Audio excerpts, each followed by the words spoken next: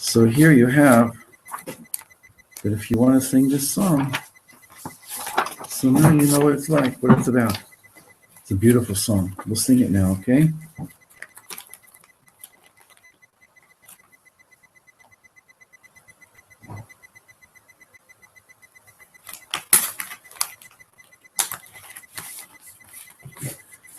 So we know that there's certain limitations during the Omer of music, but there's no limitation on singing holy songs, on the contrary. And the truth is, the halacha is that you can even listen, preferably with earphones, you can listen to soothing music. Even a person who's in avel, who's in mourning, can put on some earphones, if that's what they really need, that's okay. So that's interesting to know. We shouldn't have to use it. But even during the Omer, and all the more so if we're dealing with a song like this. So look it over for a moment. You see that the sfirot are here.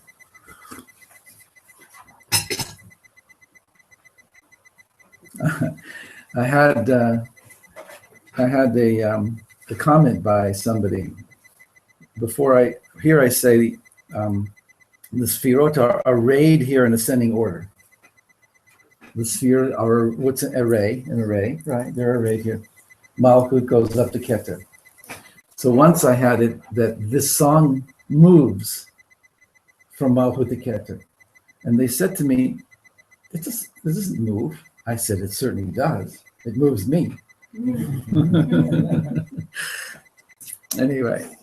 I mentioned that there are people at the various ceremonies. There's a lot going on. Okay. Bar Yochai nimshachta ashrecha shemen sason lechaverecha Bar Yochai nimshachta ashrecha shemen sason lechaverecha Bar Yochai shemen mishchat kodesh nimshachta mimidat hakodesh nasata tzitzne zer hakodesh havush al roshcha pe'erecha Bar Yochai nimshachta ashrecha shemen sason mechaverecha Bar Yochai nimshachta ashrecha shemen sason mechaverecha. Anybody want to join me? Want to try? I would, but I'll destroy it. No, don't think that way. Remember what this class is about is that we are not set in stone. I know that. It could be different. We can be different every time. We never know. We might surprise ourselves.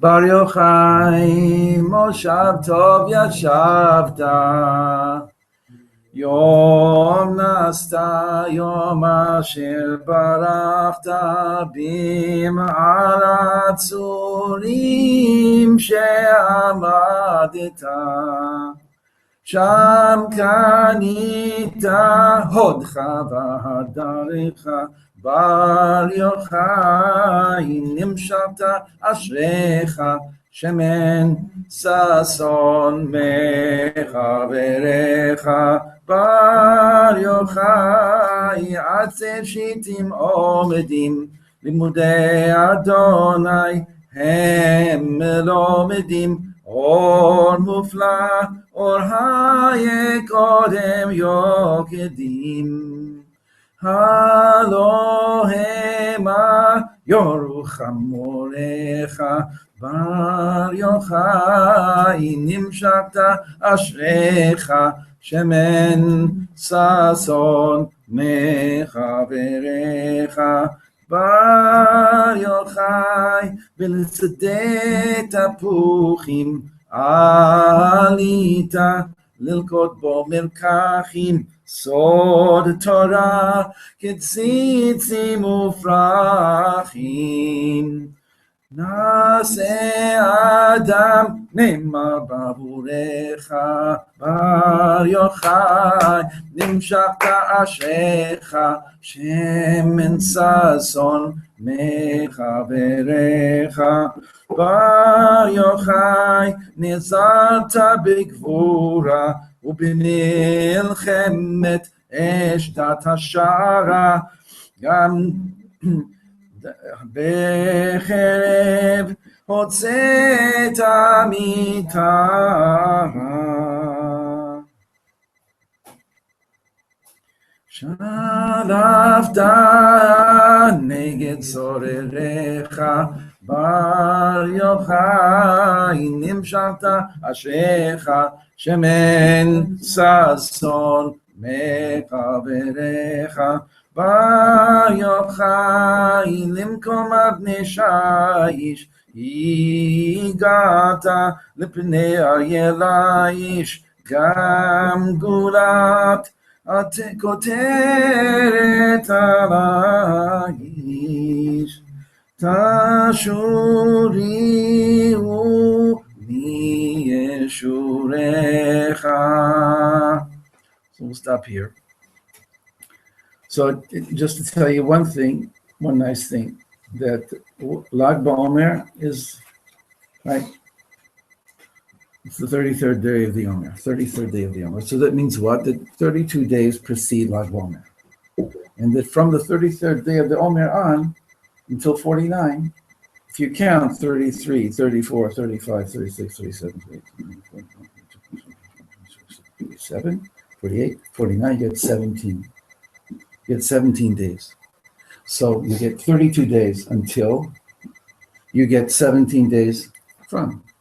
So 32 and 17 is 49. But 32 is Lev, and 17 is Tov. So I just happen to have here a teaching from the Bnei Yissaschar. Sweet. That's his name is Rav Tzvi Elimelech of Dinov. The din of a Rav. Mikubal, Matok, very sweet. He wrote a whole book on the 12 months of the year. What's going on every month? What's the letter of the month? What's the sense of the month? But that's just the beginning. What's the name of Hashem of the month? You know, he has a whole thing that got into all the Sidurim. It's not easy to get into the Sidur. So what got into the Sidurim, he said, he brings a midrash that Hashem ki yadashani, k'ehu ve'enehu ki yadashani. It's a Psalm Tzaddik. Hashem says, he will call me and I will answer him, for he knows my name. So he says, maybe Hashem is not answering a person because we don't know his name. We don't know his name. We don't know how to intend his proper name. So every month has a Yud Ke Vav Ke.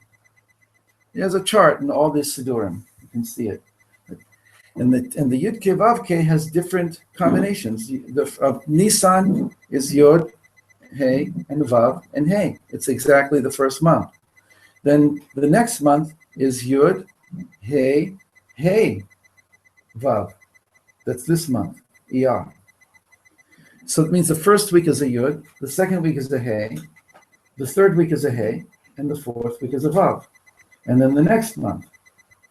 So he said that it's important. Look at the name, and then the Nekuda is the same throughout the whole thing. No, the Nikud changes also, and there's a verse for every one of them, and this whole thing, and every siddur you could find. I could probably find a few in that Tefilat Kol Peh, that's a little bit right there next to the Chabad siddur. Yeah, you have to figure out. And just to show it to you, but that's not exactly all that I wanted to say, but it's as long as we're talking about it, just very short. Here it is. You can't see it. Shalom, shalom. So this chart here, this chart has Yud Ke Vav Ke in a different combination, and also an Ekia, Aleph Hey Yud Hey. Two names, and each one, and there's 12 permutations. Actually, for a 4-letter word, there are 24 permutations. But because there are 2 Heys here, so they don't make it too complicated. And so each one, then they found a verse for the tziruf, the permutation of Yud Ke Vav Ke is Yismichu Hashamayim B'Tagel Haaretz, which is a perfect representation of Yud Ke Vav. Yismichu Hashamayim is Yud He. Yismichu Hashamayim B'Tagel Haaretz, that the heavens rejoice is Yud He. B'Tagel Haaretz, and let the earth rejoice is Vav He. It's exactly the relationship of the 2 sets of letters. And then there's another verse, it's Yitalel HaMitalel Haskel V'Yedoa. That's a verse in Yirmiyahu, that's Yud He He Vav. Yitalel HaMitalel Haskel V'Yedoa. That he who takes pride should take pride in the fact that he knows me. That's what Hashem says. And another verse for each one of them. Okay, so that's one of the big things that the Bnei Yissaschar brought forth. And we're looking at what he said about Pirkei Avot. Mishnah in Pirkei Avot, the 2nd parak, the 9th Mishnah. What is the straight path? The most important way for a person to walk and live in this world. Oh, shalom, shalom. Wait, so now, one more, because I made only 8 of these. Let's share this. Yes, we'll share it. What's the straight path? Rabbi Eliezer answers, Ein Tov, to have a good eye. So the beginning of it is Rabbi Yochanan ben Zakkai asks his Talmidim, what's the best? What's the best thing in this whole, the most important thing? Rabbi Eliezer says, Ein Tov, to have a good eye. Rabbi Yeshua says, Chaver Tov, to be a good friend. Rabbi Yossi answers and says, Shachen Tov, to be a good neighbor. Rabbi Shimon says, Haroet HaNolad, the ability to see the consequences of one's actions. Rabbi Elazar ben Arach says, Lev Tov, to develop a good, refined heart. Rabbi Yochanan praises them all, but says, Rabbi Elazar ben Arach, that's the big answer that includes everything. Lev Tov includes everything. So the Bnei Yissaschar says on this, you can see it yourself, we'll read it. His main point is to explain why Lev Tov, a good heart, is so important. He says the gematria of Lev is 32, and the gematria of Tov is 17. He says from the Zohar on the 4th verse of the Torah, Vayar Elohim et ha'or ki tov, Hashem saw the light, that it was good. Vayavdel Elohim ben ha'or uben ha'choshech, and Hashem separated between the light and the darkness. The Zohar teaches that Tov is a code word for Or. Notice, ha'or ki tov. So when you see the word Tov, it's a reference to the light that Hashem set aside, the Ora Ganuz. He notes that the first time that the word Tov is mentioned in the Torah is in this 4th verse, following exactly after 32 words. It's the 33rd word of the Torah. He continues explaining that the 49 days of the Omer divide neatly into 32 days building up to Lag BaOmer and 17 days from Lag BaOmer. The meaning of Lev Tov in terms of the Omer, he says, is the refining of the human heart, the purification of the human personality, the character traits which each of us is given when we are born. So it's really not just for the Omer, it's just that the Pesach, the Shavuot, is a little microcosm, it's a little piece of time that represents all of our lives, from birth to, right? Or actually from Gan Eden to Mashiach. And in between is history. We'll see. There's so much to say, and just keep it simple right now. This is exactly what happened when we departed Mitzrayim on Pesach. We counted 49 days in order to purify our hearts so we could receive the Torah and Sinai as ish echad belev echad, as one man with one heart. The same is true every year. We count 49 days. We do the internalization work of purifying and refining our hearts. and that's what I want to talk about today, in order to receive the Torah on Shavuot. This is especially true from Lag BaOmer onwards. Lag BaOmer is the transition into the last 17 good light days of the Omer, because on it, the hidden light of the Torah that Rabbi Shimon Bar Yochai revealed in the Zohar begins to shine. If you're going, in other words, you leave Pesach, so you're starting to go down into a valley. Of course, the first week is still Chol HaMoed, and then there's Shavi Shel Pesach, and then even after that, you're still not saying Tachanun. You still there's still, the light of Pesach is still shining, and you're moving away from it, but you still have it. And you're saying the Omer, which is Baruch Ta Hashem Elokeinu Melech Haolam, Sheket Yishana B'Mitzvotav Yitzivan Sfirat Omer, is to pull down the light of Pesach into the Omer, into the darkness of this world. Sfirat Omer is to shine, to illuminate into the Omer. Where from? From the light that Hashem gave us on Pesach. So as we go further now, we get the Rosh Chodesh Iyar, then we say Hallel, and we're just basically saying goodbye before the light completely disappears. Because from the third day of Iyar, actually it's called Beit Iyar, is we start saying Tachanun, because we're now, and then we get into that we're now going to have to do the work of the Omer. Until now, we were kind of getting the light and enjoying the light. And now, and it was getting weaker and weaker, but we're still feeling it. All this is symbolic. So now starts the hard work, the valley. If you ever read The Lord of the Rings or the Hobbit, so in order to get to the mountain, Bilbo has to go through a valley, and he has these wafers. It's the only thing that keeps him alive, those special wafers. Anyway, so when you're going through the darkness, you have to have something that's keeping you alive. Until we get to Lag BaOmer, and of course we know that this is the time that Rabbi Akiva's Talmidim passed away. It's largely hidden why. Of course, we're told the moralistic reason, which is that they didn't respect each other.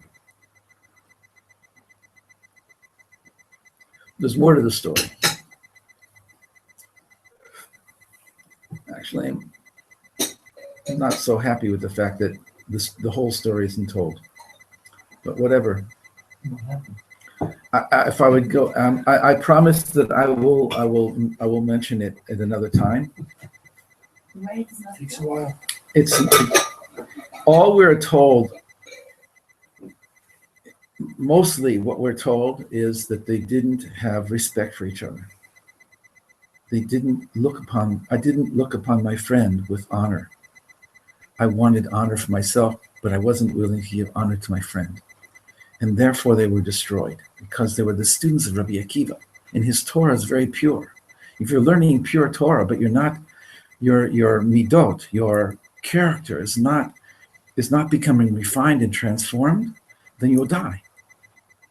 So that's the moralistic teaching about it, and it's really an essence thing. It's true. I'm just saying that the historical reality around Bar Kochba, and it's much more than just that. But for some reason they decided get down to the essence, to the inside story. If your quality, if your midot are not refined as a result of learning Torah, then Torah becomes a samadet for you. It becomes death. Here, it happened. 24,000. Of course, symbolic numbers also. 24,000 died in the thing of Baal Peor, of the Pinchas, stopped the Magifa. So very strange interconnections and Gilgul and stuff like that. So please forgive me if I don't go into that right now anymore. Anyway, let's just finish this. The 17th. So the dying stopped on the 33rd day, if I'm not mistaken. So from the 33rd day, which is the Yortzeit of Rabbi Shimon Bar Yochai, the light of the Or Kitov, of the Or Ganuz, starts to shine. As you get now out of the valley, you start coming to the mountain. So you need the light that comes up from the top of the mountain to shine on you, to like a magnet, to help you get up, because it's going to be hard getting up, even though you're leaving the valley, but you have to move up. So all this, again, this is the way I think, so I hope it makes sense to you, but it's very similar to the Great Shabbat at the end of history. There's going to be a lot of machsomim, a lot of barriers for us to get from where we are to Geula. So in order to get over those machsomim, those barriers, Hashem shines the light of the Shabbat into our hearts in the 60s and the 70s, right? When there was more of a chance for it to go in. And that inspired many of us. And now we're here, and we've come here. We came to Eretz Yisrael. It brought us here. Something brought us here. And now there's more machsomim and more barriers. And yet the fact that we were inspired is keeping us going somehow. And in fact, we feel it. Those of us who are sensitive are feeling it even more. So there's a darkness fighting the light. And yet the light is so strong that if we become connected to the light, then the darkness can't exist anymore. So hope that was not too crazy. What does he say at the very end? Lag BaOmer is the transition into the last 17 days of the Omer, because on it, the hidden light of the Torah that Rabbi Shimon revealed in the Zohar begins to shine down into our lives. And that's why we basically, the Mikubalim, light candles. But it's fine also to light big fires outside. It's like, if you go up to remote and you look at Yerushalayim, you see fires. Of course, there's a lot of airplanes flying and a lot of fire trucks also, because people are so totally irresponsible in the way they light their fires. But the idea of the fires is beautiful because it's Rishimon's light, and it's the darkness is over, and now we're going towards the light. This division of 49 into 32 and 17 is not at all arbitrary, with the exception of the first week of Pesach itself. The first 32 days of the Omer are known to be extremely difficult. Only with the Yortzeit of Rabbi Shimon do things lighten up and become increasingly more joyous as we move through the 17 good light days, closer and closer to the goal, the revelation of the light of Ein Sof, all the way down into Malchut Sheba Malchut on Shavuot. So it's you put things into this idea that Pesach and Shavuot are like two mountains, and they're not part of the Omer. The Omer starts the day after Pesach and ends the day before Shavuot, because these are not part of the counting. These are the light. So I wanted to talk about it for a minute. Of the Torah and the prophets and the sages, that all wanted to give us moments of light, powerful moments of light that are life-changing. So Pesach is an example of that, of being lifted up out of Paro's reach by doing certain things that give us a connection to Shemayim. We leave behind, because for 1 week we go into another mindset. And it's really, the halachot are all in order to create that special place called, it's Pesach, right? No chametz. Lo yira'eh lecha chametz v'lo yira'eh lecha se'or b'chol gvulecha. You shouldn't see it in all of your areas of possession. So we create a space there where Paro can't get in. And because Paro represents, we were talking before, I'm going to try and communicate it now. Paro represents the negative side of consistency, the negative aspect of continuity is that this moment is connected to and this generation is connected to the generation before it. And this moment is connected to the personality was such and such when I was 10, and I am the same now when I'm 12, and the same now when I'm 17. Continuity. The negative part of that is that when I acted when I was 10 and I'm still acting like that when I'm 17, and I say, well, that's the way I am, that's a false statement. Maybe that's a part of me and that's got stuck. But to identify my whole self with that, so Pesach symbolically frees me, lifts me up. So I realize I'm looking down at the little boy who's still a little boy in me and who wants to grow up and he doesn't know how to. So I can help him now. He is what's called my midot, my immature midot, my chesed that only wants ice cream, my gevurah that only wants to get mad and get angry and hurt people, my tiferet that only wants to use people, my netzach and my hod and my yesod.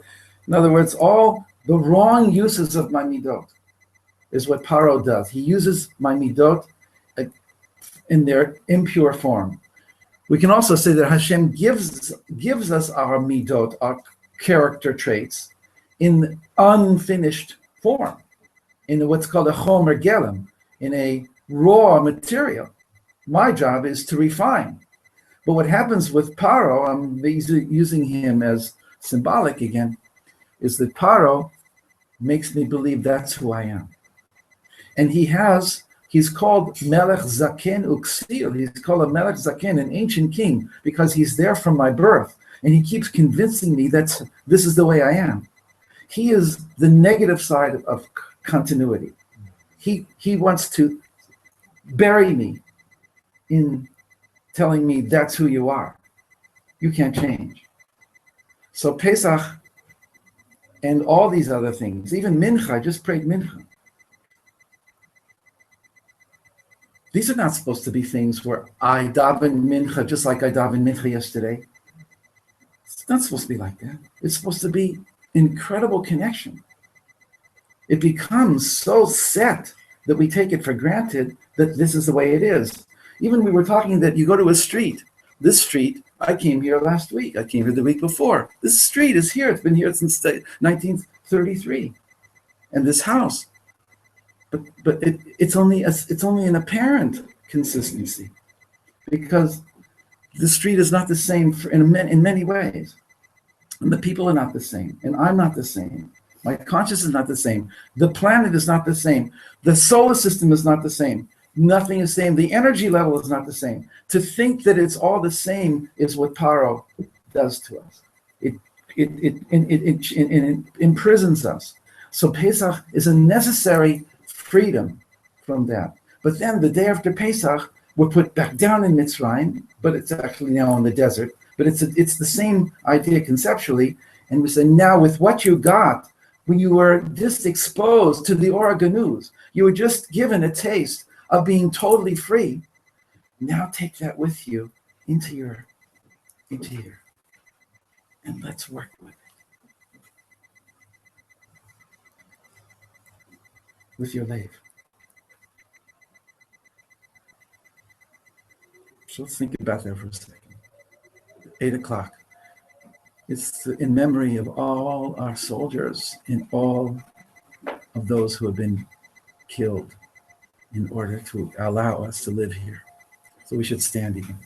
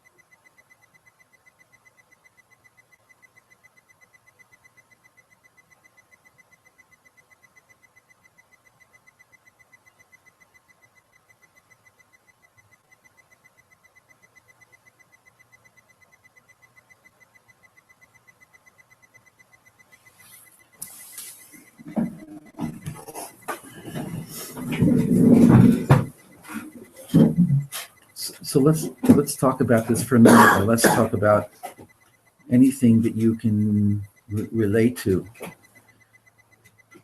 in this area of your own personal consciousness, your own personal experience, how we can learn to have moments in eternity.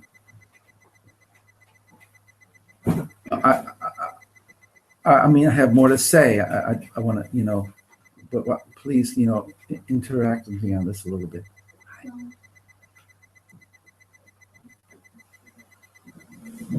Light coming into matter, energy coming into matter, eternity coming into time. Time has to become shaken when eternity touches it, right? Our lives are not continuity. Our lives are completely open, but we have to have a way of experiencing it.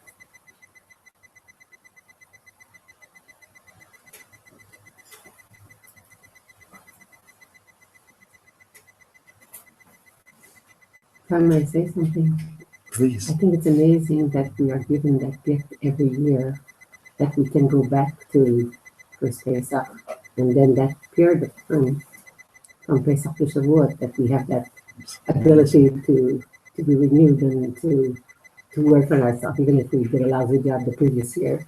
Hashem gave us, another chance every year. Another chance every year. To become a new person, or to this is one that's that power to refresh our midos. We get that every year. It's amazing. Beautiful. So what I wanted to add to that is that, let's say my normal way of thinking of it is I screwed up, I didn't do very well, I'm going to start again. But that is with the assumption that I haven't moved, because the Yetzer, the negative judgment, is I'm still the same. But the reality of it is that I've moved tremendously. And now to become aware of how I've moved tremendously, even if I'm not what I want to be yet, but to not give recognition to what has happened in me, to who I am right now. So the paro that closes us off from consciousness is enjoying every moment that he allows us to think that I am a certain person with a certain personality, and this is the way I am, and this is how I act. He enjoys that very much. He gets something out of it. I don't know, whatever. He has this. In the end, what to call the Melech Zaken is a Melech Zaken Uksil. Rabbi Nachman reveals that Melech Zaken is an ancient king. He's been there since forever. But in the end, he will be proven to be a fool. And the one who comes against him is called the Yeled Misken, the Chacham. The Yeled who comes and says, I want my kingdom. And the king says, ho, ho, ho, ho, ho. This is my kingdom. And the Yeled is a miskin. He has no chance. In the end, he's Chacham. He's going to get his kingdom. For girls also, she's going to get her kingdom. And together they're going to live there happily ever after. They're going to make a kingdom. They're going to make a malchut. So it's just, in other words, whenever we catch ourselves saying, I'm this way or I'm that way, oh, I did this again, I did that again. It's like, don't fall for the ruse. Okay, maybe we can't live with total change without anything consistent. But what's really consistent is Ein Sof, is the Or of Hashem. And then when we're connected to that, that's not an illusion. And then we live on that basis. Yud Kei Vav Kei is he who gives being, he who gives existence. So my existence is constantly being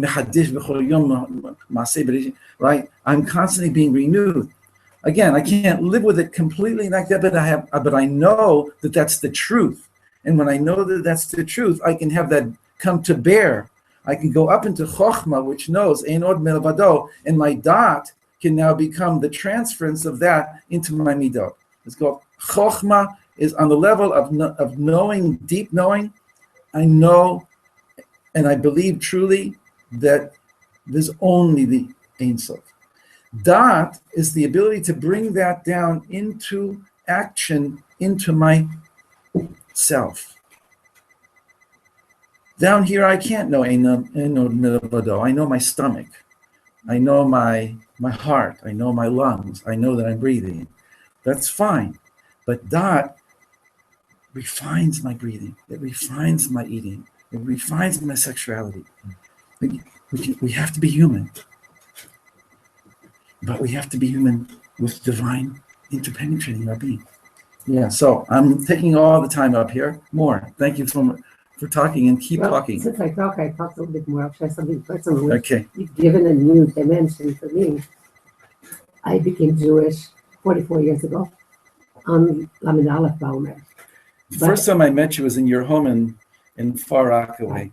And we haven't seen you in a long time. But thank you so much for coming. Yeah. Now you're here for a few years. Yeah. I'm living here now. Amazing. But what I want to say is I didn't realize the significance of being born at that time of the Omer, where you say the first 32 days are the difficult ones. And then as we are reaching to Shavuos, it gets, so I feel like, I was born at the end of the struggle. I only had one more day to the 32 days, and then I had a chance to reach the Shavuos without too much of a struggle for my first year of being a Jew. So you're given a new significance at the time of my conversion. So you're born on the 31st day? Mm-hmm. So, yeah, not that I want to just go on and on, but 31,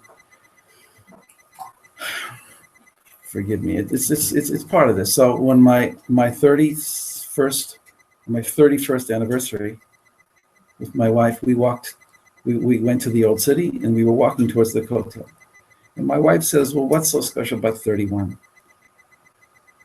Lo, Lamed Aleph, Lo. I said, it's also El, it's God. And also, besides that, Yoshua had to fight 31 kings to come to be in Eretz Yisrael. We've just fought 31 years of no, you can't be here.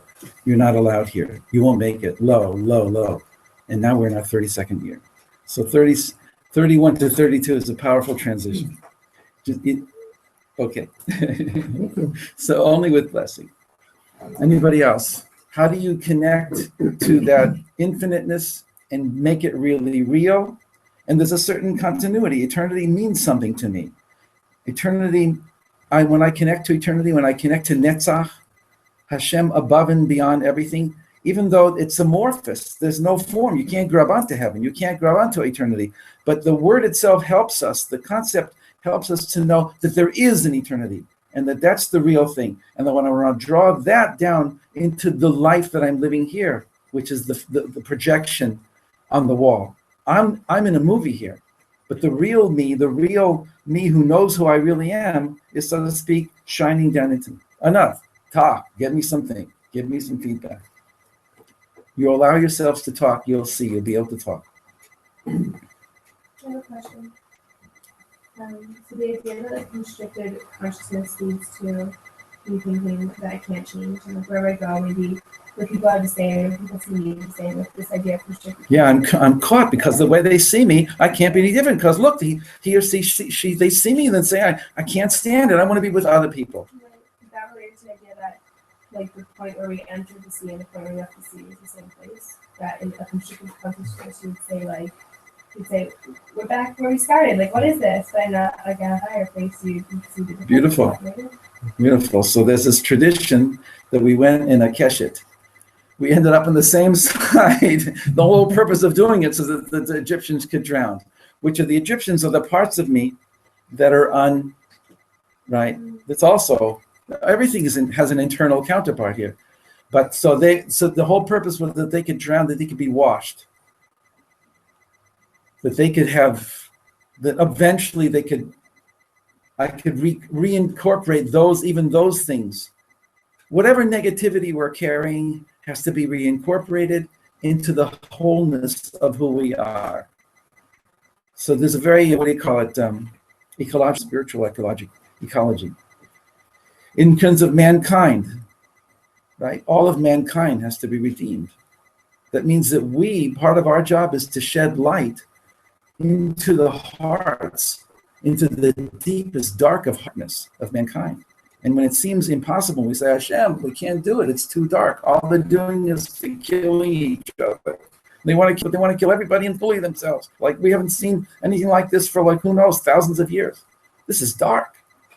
Hashem said, register it, know how hard it is, and I will show you that you can be part of the light.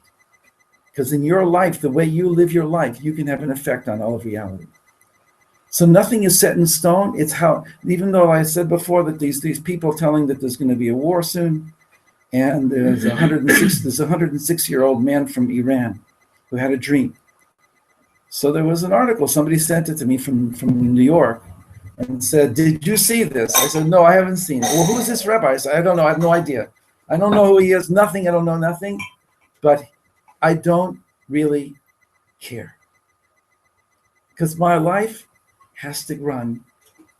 I mean, I'm very messianic. But don't pull me out of myself with things like that are going to happen, right? That are going to stop me from being what I need to be and doing what I need to do. That's the most important thing, I think.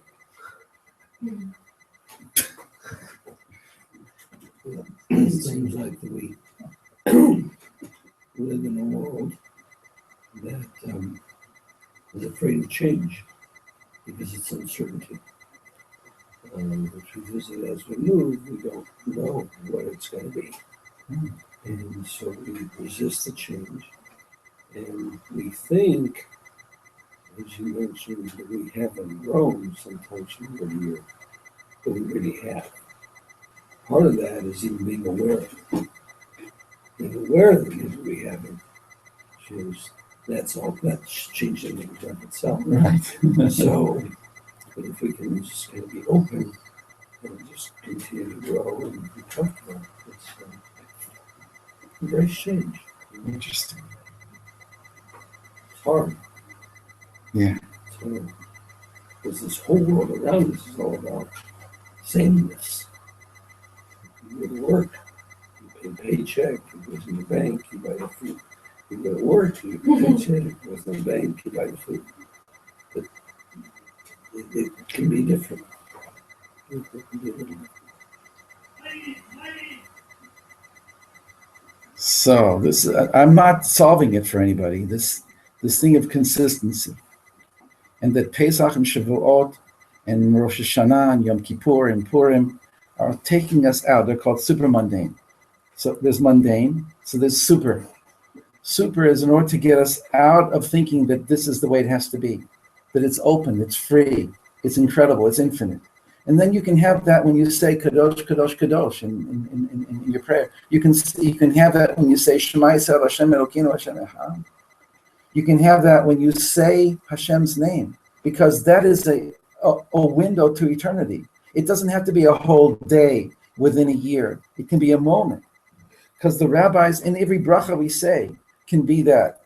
But again, if we say the bracha, like Paro wants us to say the bracha.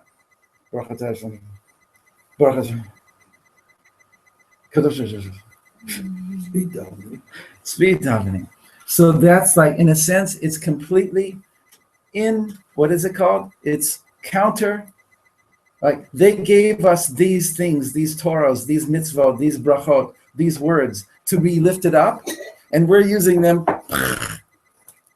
It's a heavy realization. They are busy being born, and I'm not. If you're not busy being born, you're busy dying. So it means constantly death is also always pulling us down. Paro is pulling us down, and we have to make efforts or have keys, somehow a key.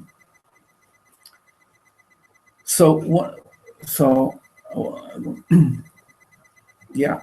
So what happens is the Yud-Ke Vav-Ke, the Yud-Ke of Yismichu Hashamayim, the being pulled up to heaven, has to become my center of gravity. And the Vav-He is then the Tagel Haaretz, I can bring that down into my life. But if I try and find it here, it's interesting. Judaism says you have to live in the world. You have to go out of the world conceptually, spiritually, but you have to then bring it back each time and live in the world with that. Abraham Avinu was, when he was when he was in a state of circumcision, on his third day, he was in a state of dveikut, complete connection to God. And then he says, Adoni, al na tavor me'al abdecha. My master, please don't leave your servant. And he says, wait for me here, call waiting. I want to take care of these men. We're really not men, they're angels. There's such an interesting story there because Hashem made it so hot there'd be no people. But then he saw that Abraham needed people, so he made angels come as people. Instead of making it cooler so people could walk, he made it hotter so that there could be no people, but he had to bring angels. Whatever. He was so hot himself. He was so Behom Hayom, the Ma'or B'Shemesh, the Talmud of Rabbi Eliyah Menachem Lezhinsk, says that the description there is not just him sitting in the opening of the tent, Behom Hayom, that he was in a state of total dveikut. He himself, if a human being would have come too close to him, they would have burned up. It's not just that the sun was being taken, the son of that son, the son of his soul was being completely taken out. It was so hot. So that's why he had to bring angels. But anyway, the point is that it's to be with God is one thing, to be like God and to turn away from God and say, wait a second, I'm coming back. See, Avram got it, the deep teaching that to be like God is deeper than being with God. The Gemara therefore says in Shabbat, Gadol hachnasat orchim mehakbalat pnei hashechina, which is very strange. Greater is the receiving of guests than the accepting or the welcoming of the presence of the Shekhinah. So that the Gemara says there, which is a very interesting thing that I don't like it. It's in my opinion, it should be that you cannot do this without this, and therefore you have to constantly have this as a reference point. This is heaven. You have to constantly have this as your base of operations, and then you can just do this. But the Gemara wants to make a point there that Judaism has to be lived being like God. But I think that the hidden message is that you have to minimize this somewhat and not be totally into leaving the world, but you can't live without it. And that was what happened is that Judaism became only this, and it gets weaker and weaker and weaker. Because if you don't have some way of allowing us to connect to our inner being. So anyway, so Pesach is the connection to the source. It's going up above the mundane. The Omer, symbolically, is to come back with that and to deal with my life with the light that I get. That's basically, I'm just repeating now the essence of what I want to do. What? We had that connection prior to the first Betamikdash. And we kind of lost it with the Betamikdash. And so now we're trying to get it back like we had it without the Betamikdash. Like we're trying to get that connection as if we had a Betamikdash here, but we don't. We're trying to reconnect like that without having a crutch. Like there's that kind of a thing happening now where,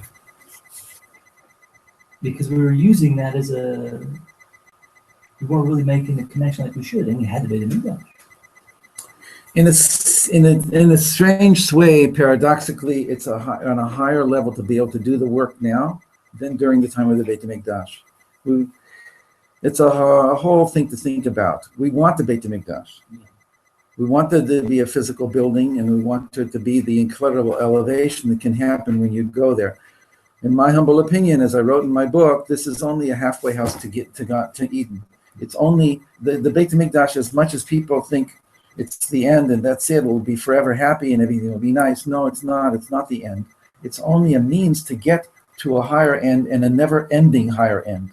The whole planet, the whole solar system, the whole physical world will continue going back up into higher energy states, which science says is the end of the universe. But for us, it doesn't mean the end at all. It means going back at the Ein Sof, but having been here.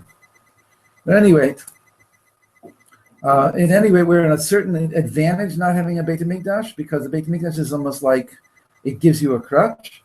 And so not having it, we have to have an inner Betamikdash. What? We're connecting up with Mashiach. Mashiach. Like they said, Mashiach. Ashrecha, the person with shevs in the body, and that they can sit in the temple in their body. Yeah. Ashrecha. Achto b'chesed yedifuni kohi mahayev l'shavti bebet Adonai le'orech yamim, and I will dwell in the house of Hashem forever. Well, where is that? The Betamikdash? In the Betamikdash? Or is it the world becomes the Beit Hashem? And it should be nothing less. Again, everything is a step along the way. But to posit an endpoint, this is what I wanted all my life, this is it, this is the Betamikdash, Mashiach is here. How are you kidding? That's just the beginning. We didn't even start yet. The Ramchal says that we need two Mashiachs because Adam Rishon was Mashiach ben David, but when he didn't do what he was supposed to do, which was to bring the world from here to here, he actually brought the world from here to here. So we need a Mashiach to come before him to bring the world back to where it was when he got it, so that he can do his job to bring the world. This is called translucent. Did we do this on Shabbat? Translucent is sunglasses. You can see God, but it's still a little bit like dark. This is transparent. It's total clear. And this is opaque. This is dark. This is three easy words. And he gives you the whole thing of what we need to do. We're in opaque now. We have to get back to translucent, which is what we're trying to do with these teachings. And that'll get us back to nobody will be able to mistake anymore. Melech Zaken B'Kasil will have no more power. על כן נקבלך אדוני אלוהינו לראות מהרה בתפארת וזך להעביר גילולים מן הארץ והאלילים קרות יקרתון לתקן עולם במלכות שדי. So that's a spiritual light that shines down that Elilim, which are false ideologies, can't exist anymore because they only exist in the dark and they can creep around. But if the light shines, B'chol Tiferet Uzecha, right, or the power and the awesomeness of your light, then the Elilim become nothing. All right. What does that have connection with the yesterday, Tefer, 17th of Roman? What is that then? What's the significance of that? 33 is Hod Shebahod. So what we're going to do, I hope you'll forgive me that today we didn't do a lot. We can do a little bit of that now. Is what's this Omer thing with the 7 times 7? By the way, I'm so bad at this. We're going to have to sign before the class is over. Please, everybody, do me a favor. And here, this also, remind me at the end. So there's 7 weeks, 7 days a week, 49 days altogether. And we start with Chesed. Chesed Shebechesed. We go down to Gevurah and then down into Tiferet. And then down into Hod, into Yesod. We're going down, down, down. In other words, we're bringing the light down even more into the lower parts of ourselves, all the way into Malchut, until the light permeates all the way into Malchut. So the Ari adds a context to this. What about the 3 higher sfirot, Keter, Chochmah, and Bina? Why don't we talk about them? Or at least Chochmah and Bina and Da'at.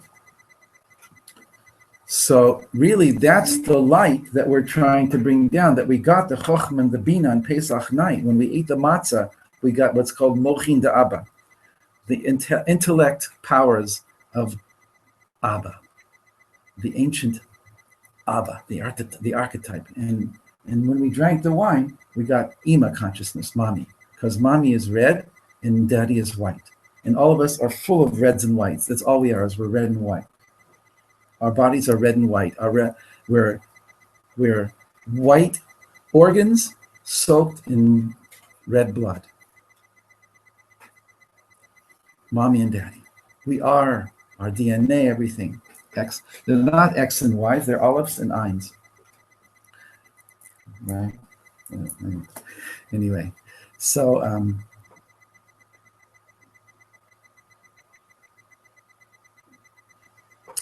when we were lifted up on Pesach, again, if I personally wasn't lifted up, if I didn't have a good Pesach, but we're talking about that what Pesach can be.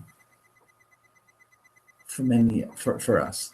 And when the teachings kick in and when we understand what Pesach is, we can get hopefully more of it.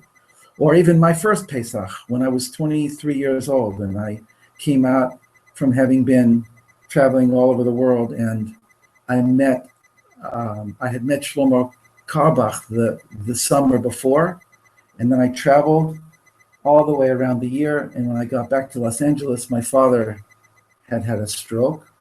I was the child of his old age, the Ben Zikunim. And for the first time, my family was not having a Pesach Seder, 1972. And they were going to go to my cousin. I had come out of college, I had a whole bunch of stuff that I was carrying, and I said, I'll call back those people that I met when I met Shlomo Karbach the summer before. So they took me, they said, you're invited to the home of a very special man who was a student, a Talmud, a Chassid of the previous Lubavitcher Rebbe. And he had a picture of him on top of the fireplace, and he smoked a pipe. And for 2 nights in a row, Wednesday night, Thursday night, stayed up till 2, 3 o'clock in the morning talking. And I was telling him about things that I had experienced in the months prior, which I felt was very involved with magic and spiritual manipulation. And he told me about Paro and Paro's magicians, and I really heard. I said, I need to hear more about this. I was just with Paro's musicians. I was like really in a heavy place. And so this was a major thing for me. Pesach was really Pesach. I was coming out of a very deep thing. And then that was the beginning for me.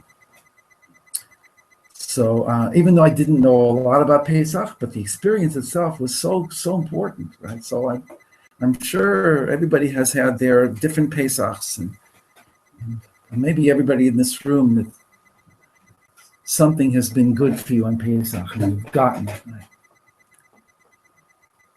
Hopefully we all, even if we didn't get all that we wanted, we can get it now, because the light is there all the time. It's not as if it comes and goes. It's the most constant thing. At any rate, how does that impact on these sfirot? Is I'm trying to bring down chokhmah and bina and dat, consciousness, into my chesed, into my gevurah, into my tiferet, into my inner relationship with myself, how I talk to myself, how I think of myself, how I judge myself, and to catch myself when I judge myself, to know my inner workings, and to catch my dark parts when they try and overcome me, and have them come up into the light and speak to them and deal with them. What I just did, what I just said, how I just thought. It's just a checking. It's just being open to looking at myself with higher eyes. And then, of course, looking at our relationships with others. Looking at my belief system. It's a time to check my midot, my character traits, in the light of what I got from these high moments.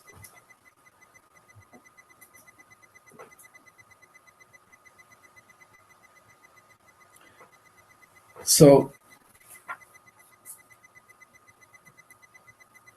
there's so much that I would like to share. I just need to be able to hear, where you're, what you'd like to understand. If you have any questions, clarifications. What we're going towards in the next 2-3 weeks is how the sfirot work. But I like to emphasize the light that shines through and into the sfirot, as opposed to the sfirot themselves. But I'm willing to definitely deal with the quality of each sfira. And it's a very rich area. So, and also there's these books. These are both in Hebrew. It could be that this has been translated by a friend of mine in Chicago. I have to check it out and ask him again. This is Usfarten Lechem of Rav Daniel Frisch, who was a very special man. And he's dealing with each day, the quality of each day, between man and God, and then between man and man. So we could look at this. And here is Simon Jacobson, and he does a day-by-day thing also. But again, it's putting my consciousness on my midot, and looking at myself with clean eyes. How good I am, the goodness of who I am, finding the good, and building on the good, and not just emphasizing the negative. For instance,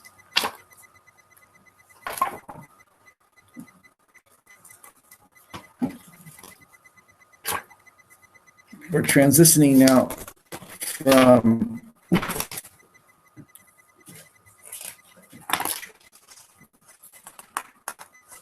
Tiferet Shabbat into Netzach Shabbat. That's tonight. I didn't count yet, so I'm not saying the number. Yesterday was 17. So Netzach Shabbat Rachamim L'Rega Enam Mitkablim Ka'amitiyim Bikenim Ulai Kavanatam Rak Lahashkit Et Matzponi. Interesting. The book is in English also, but here I have it in Hebrew. Compassion, momentary compassion, maybe towards another person, they're not accepted as real and as honest, because maybe I'm just trying to quiet to assuage my matzpun, my conscience. Rachamim l'rega. Something about just acting nice, but not really being there. Ha'im rachamai mitmashchim ve'ekviyim. Are my mercies, my compassions, consistent? Ha'im nitan l'smoch alehem o shehem cholfin. Is it possible to rely on them, or are they just passing? Interesting how he's defining rachamim. I'm not sure. Hayesh bi hayecholet levate et rachamai gam kishani tarud or rak kishenoach li. Am I capable of expressing my compassion even when I'm in a state of unrest, or is it just only when it's easy for me? Ha'im ani muchan lehavek lema'an adam acher. Am I willing to fight on behalf of another person, to stand up for somebody else? The Emsa Yom Amus, in the middle of a busy day, Mitzah Panai, find an opening, Lomar Milah Tova, to say a good word, La'adam Shezakukla, to somebody who needs to hear it. Hagen al Adam Shezakuk La'ada, support a person who needs support. Gam im bekach lo tarum karnecha, even if you don't get anything in return. So Tiferet is rachamim. Tiferet is the ability to have compassion on myself, on others, and to have real compassion is to go beyond self-interest. And Netzach is consistency. So he says, are your rachamims, are your Tiferets, are they consistent, or are they just really just passing, and you get them once in a while, but it's not really real, it's only an act? Or is it not something you can't rely on it? So you see how he's using the Tiferet is identified with Rachamim. Chesed, Gevura, Rachamim. Even though it's called Tiferet, because Tiferet is a quality of harmony, of balance. And what are that? I mean, Tiferet's Tiferet. I mean, Tiferet's harmony, then that would make sense. It was also Rachamim. That's really nice. Cheder, it's called also, for short, Chesed Din Rachamim. Chesed is pure. Even actually, it's pure within the realm of the seven lower ones. But Chochma, Bina are much more Chesed than Chesed. But whatever the case, everything is relative. Chesed Din, the two opposites, rachamim. Rachamim is, I hear what's wrong, but I'm still willing to interact with you on a positive note. Din is, get your act together, otherwise, no. Chesed is, you can do whatever you want, it's fine with me. Right. Now, Rabbi Frisch, for the day that we're about to count, right? Yesterday was 17. So we're doing now the day after 17. Ben Adam lemakom. Yiten ha'adam el libo. You should take it to heart. You should think. Ki letzorach hiyoto masig et rachamav shel haborei barach ומעלת תפארתו המתגלה בתורה שבכתב, יש לו להשתדל לנצח את יצרו. So he's playing again with the concepts here of Tiferet being Rachamim. In order for me to be worthy to get Hashem's compassion, to be worthy of receiving Hashem's compassion, which is Ma'alat Tifarto, which is the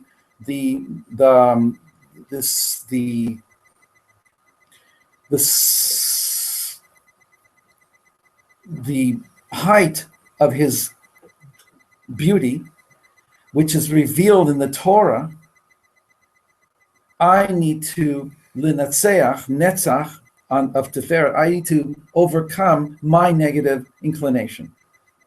Even if you see you're not succeeding, don't stop trying. Because the judgment of that I'm not succeeding is not such a healthy judgment. Take it for the grain of salt. Success is not always in immediate sight, right? So don't say, I'm not succeeding, I'm going to give up. No, I'm not succeeding, but I'm going to continue to try.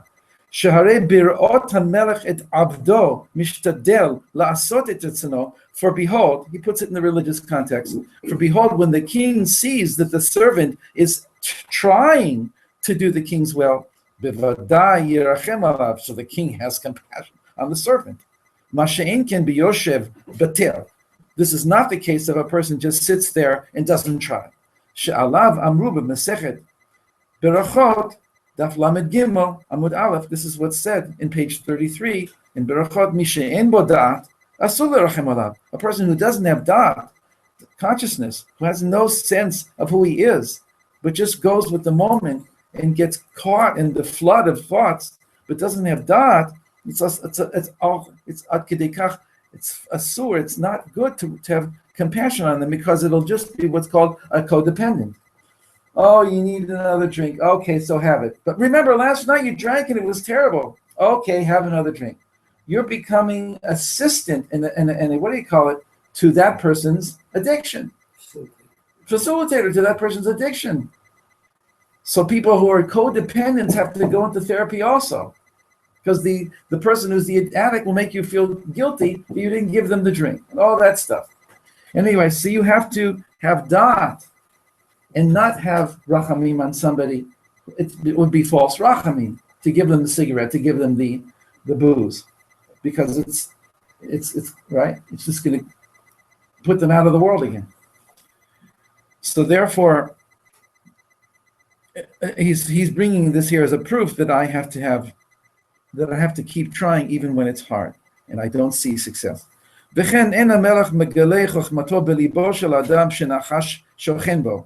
Okay, I'll stop there. He goes now to Ben Adam L'Chavero. Everything it has to do with having compassion on other people or on creatures in general. You should mamish do them over and over again and be consistent. Again, the same idea of netzach is consistency and tiferet is rachamim, is compassion. Bofan shiyu rachamav nimshachim lenetzach. Your compassion should lead you to be consistently compassionate. That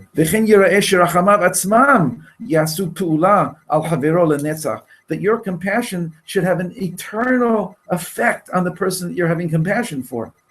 I'm not sure what he means, but I can give one little insight, and I'll just finish the sentence.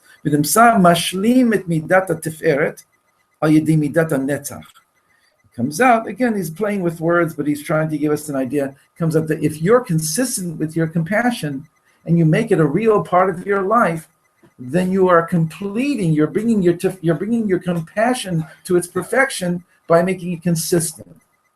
By doing something consistently, you're making it a real part of your life. So you see what they do in these books.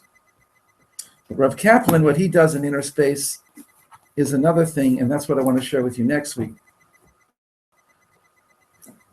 But and from then on, but because he really does it in a much more of a dynamical system that I think nobody else comes anywhere near. So I really want to share that.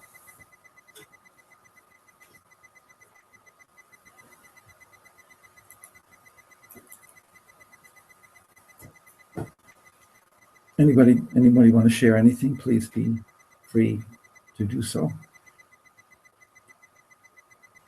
I had compassion for my husband. Be careful. The reason I'm saying it is because I took it, and I felt a little stupid taking it because I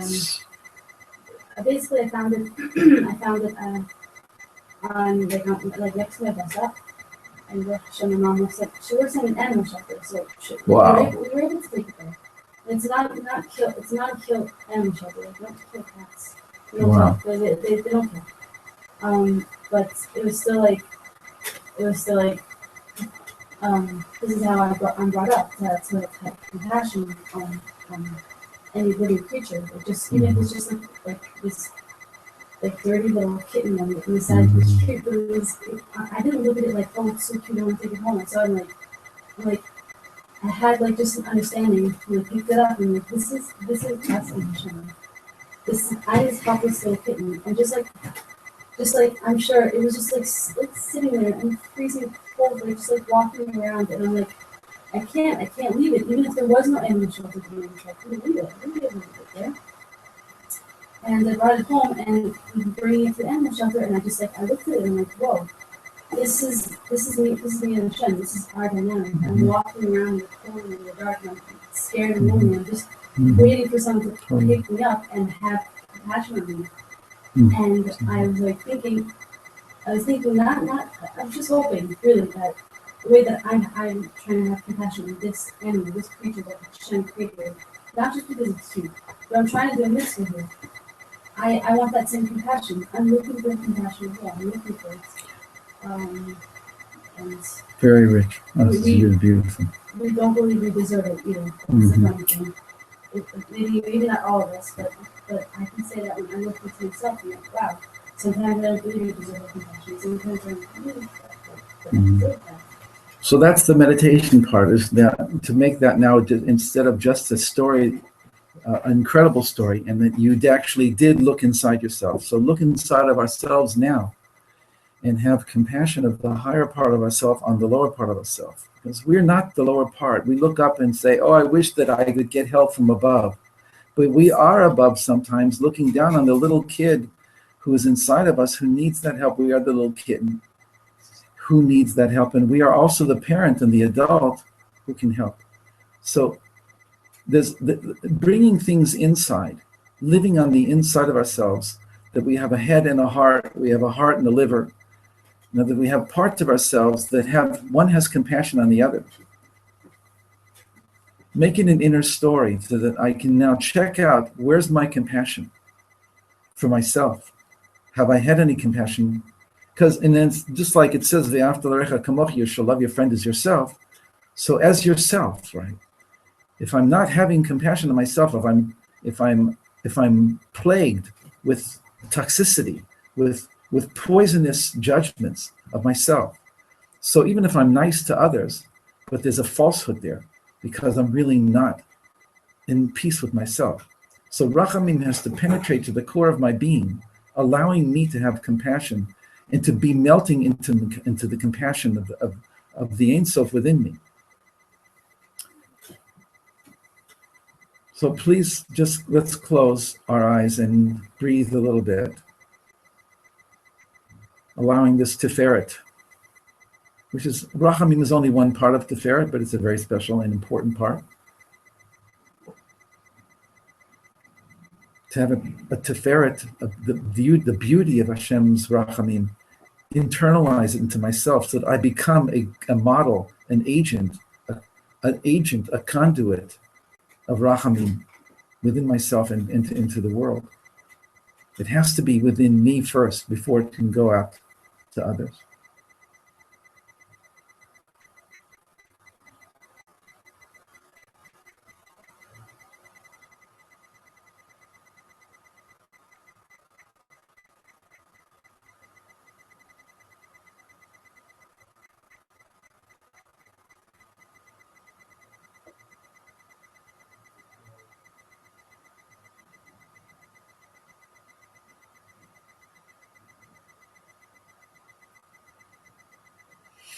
And just in yourself, with your eyes closed, you go up into the upper part of your brain, called the Chochmah and the Bina. Rise up within yourself to the top of your brain.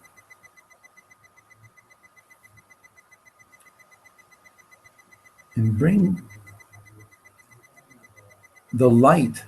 What is the Chochmah is defined as wisdom. It's a clear understanding of the infiniteness. It has no problem. It's called me'ayin tematzeh. It comes from ayin. It comes from no thingness. It's very close to being completely infinite. Chochmah.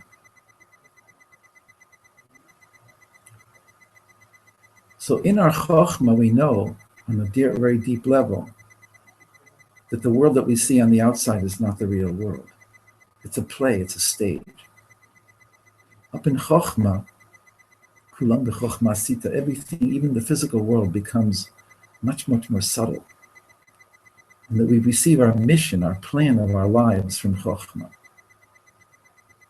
The Chochmah bara alma is the Aramaic of Bereshit bara Elohim. Bereshit, the first thing is Chochmah after Keter. Is first of all going up into a clarity, what's called also Einod Milavado, there's nothing but the infinite.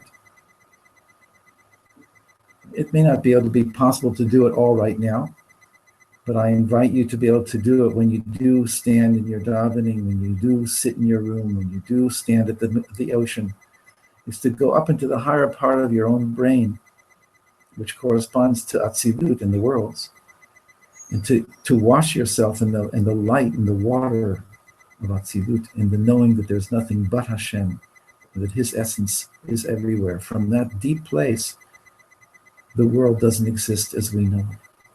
Then to bring it down, what's called Da'at, into your spinal cord and into your heart center, to know that even now, even here in the physical world,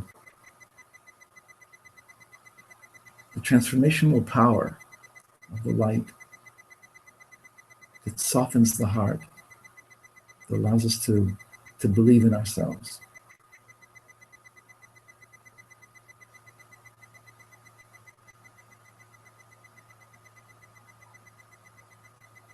There's deep things in the Kabbalah when we say the Yud Gimel Midot Arachamim Hashem, El Rachum Hanun, Erech Apayim V'Rav Chesed V'Emet.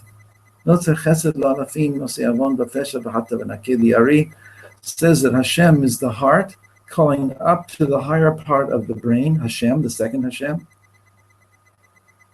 with the recognition, please let your light flow down into me, sweeten me, uplift me. And it comes down as 13 attributes of like oil, of anointing oil. El, Rachum. Rachum is compassion. Hanun, gracious. Erech Apayim, patient. Rav Chesed, tremendous love.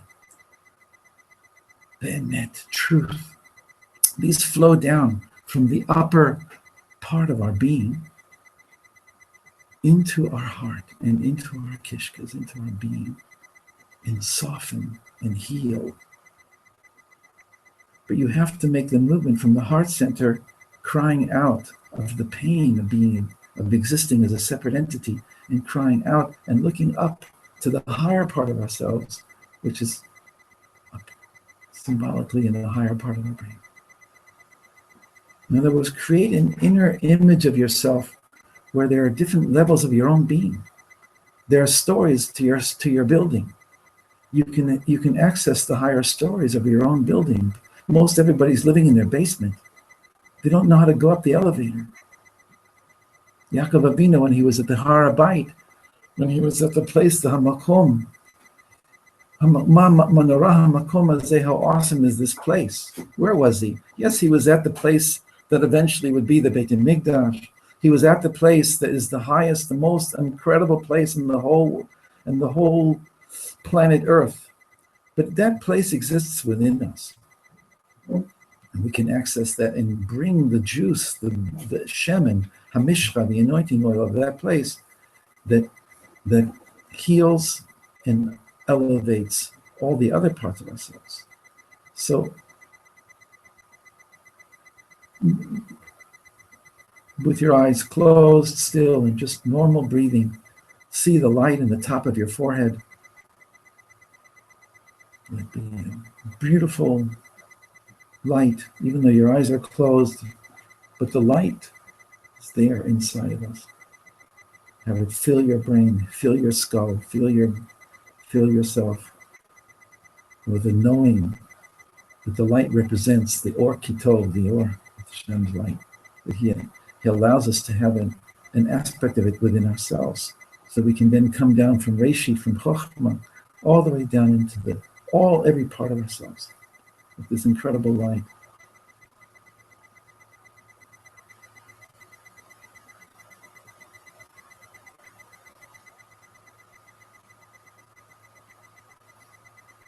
In the few moments we have left, I'd like to finish the last part of the song that we were singing before everybody came in. So you have this Bar Yochai, and we're going to start on the back page. We have 5 stanzas left. We'll sing it slowly. We said at the beginning, Bar Yochai, his passing is what's read on Lag BaOmer. If you're going to go to Meron or not, it's an incredible experience. Wherever we are, we light candles or make fires, or wherever, fire, light, the warmth of the Torah, specifically the secrets of the Torah that will be revealed more and more as Mashiach gets closer. The ability to become whole with this light. Bar Yochai, B'Kodesh HaKodashim, Kav Yarok Mechadesh Chodashim, Sheva Shabbatot, Sod Hamishim. Kashata Kishreshin Kisharecha Bar Yochai, Nimshachta Ashrecha, Shemen Sason Mechaberecha Bar Yochai, Nimshachta Ashrecha, Shemen Sason Mechaberecha Bar Yochai, Yod Chochma Keduma, Ishkafta Lechovodo Penima, 32 Nitivot Reshit Teruma, Ad Keruv Nimimshach Zivorecha Bar Yochai, Nimshachta Ashrecha, Shemen Sason Mechaverecha בר יוחאי נמשכת אשריך. שמן, oil. שמן ששון מחבריך בר יוחאי, אשרי יולדתך, אשרי העם הם לומדיך, ואשרי העומדים על סודיך. לבושי חושן תומך ואורך בר יוחאי נמשכת אשריך. שמן ששון מחבריך בר יוחאי נמשכת אשריך. שמן ששון מחבריך בר יוחאי, זכותו יגן עלינו ועל כל ישראל אחינו. במהרה יבוא משיח צדקנו, עם אליהו נביאנו במהרה בימינו. ואמרו כל העם אמן, בר יוחאי נמשכת אשריך. שמן ששון מחבריך.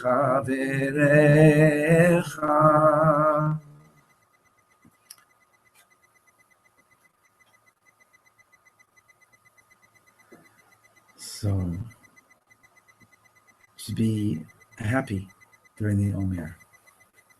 He writes in his book here, that it's called Yemei Zriya, days of seeding. It's not days of harvesting yet. The seeding, and the seeding period is a day when the seeds rot in the ground. It's a difficult period. And the tzaddikim, especially the Baal Shem Tov, was so take advantage of these days. The light is not shining, but the light can be generated within us. Yes, it's great when the light is shining, but there's something special, a gift that Hashem gives us, that during these days, He allows us to generate within ourselves through this knowledge, the bringing down from the mountains into the valley. And then it becomes even more powerful because we've been part of it. We're part of making this light. It's a heavy time we're living in. Let there be only blessing, let there be only joy. Let our tachanun be real and amiti, and our yud gimel midot arachamim, our request to bring them down. It shouldn't be, oh no, we have to say tachanun.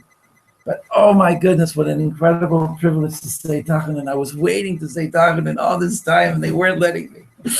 Okay, the simcha, and please sign in, and please get 30 shekels to the yeshiva.